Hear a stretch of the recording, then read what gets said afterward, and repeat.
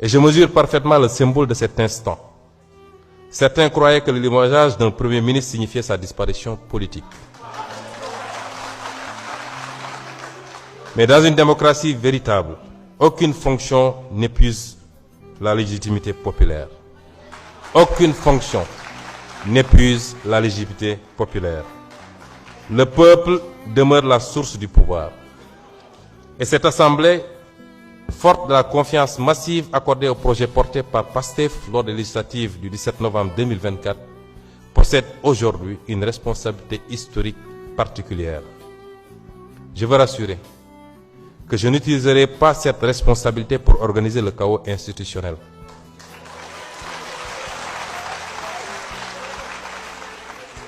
Je n'utiliserai pas, et aucun député avec moi, je n'utiliserai pas cette Assemblée pour nourrir des vendettas personnels.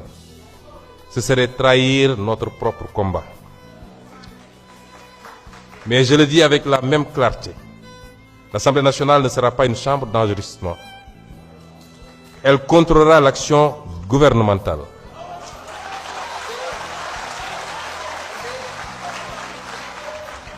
Elle exercera pleinement ses prérogatives constitutionnelles de vote des lois, de contrôle de l'action du gouvernement et d'évaluation des politiques publiques. Elle défendra la transparence des finances publiques, la reddition des comptes et la souveraineté populaire. Elle usera de tous les leviers de contre-pouvoir, tous les leviers de contre-pouvoir constitués.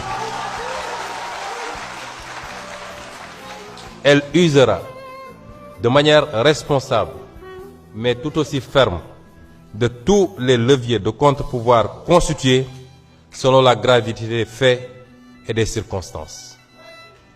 Cette exigence morale ne relève d'ailleurs pas seulement de la philosophie ou de l'histoire politique. Elle est profondément enracinée dans notre propre civilisation spirituelle.